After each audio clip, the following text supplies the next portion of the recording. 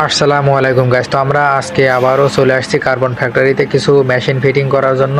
আর মেশিনগুলো আমরা অলরেডি ফোকলিপে উঠাই দিয়েছি। ফোকলিপ ঘুরে রাস্তা দিয়ে যাচ্ছে আর আমরা ভিতর দিয়ে যাব।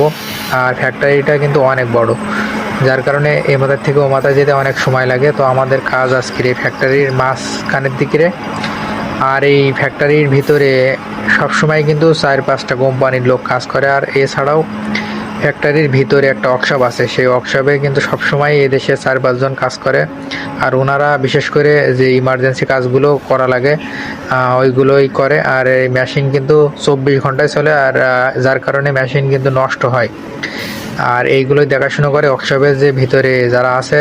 আর আমাদের কাজ আজকের যে জায়গায়, ওই জায়গায় কিছু পুরনো মেশিন পাত্র বা পাসপাত্র আছে, ওইগুলো কেটে আমরা নতুন করে ফিটিং করব। তো আমরা কিন্তু অলরেডি চলে আসছি কাজের সাইডে, আমাদের ফোকলিপেও মাল চলে আসছে। আর আমরা আগে ফোকলিপ থেকে মালগুলো নামাবো, নামানোর পরে আমাদের যে কাজের জায়গা আছে সেগুলো আপনাদের দেখাচ্ছি, একটু পরে দেখেন। তো মূলত আমাদের যে মেশিন পাত্র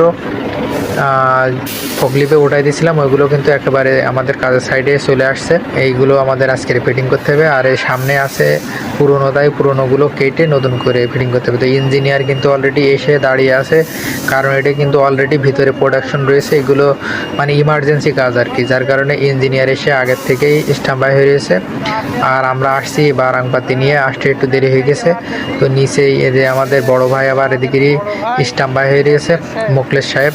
বলার সাথে সাথে কিন্তু খুলে একবার ফাতা করে ফেলাবে, নতুন করে আবার ফিটিং করতে হবে। এই যে পুরোনোগুলো কেটে বাদ দিয়ে নতুন করে ফিটিং করতে হবে। তো আজকের কাজ আমাদের এই জায়গায়। তো আপনারা সবাই ভালো থাকবেন। আসসালামু আলাইকুম, আমার জন্য দোয়া করবেন।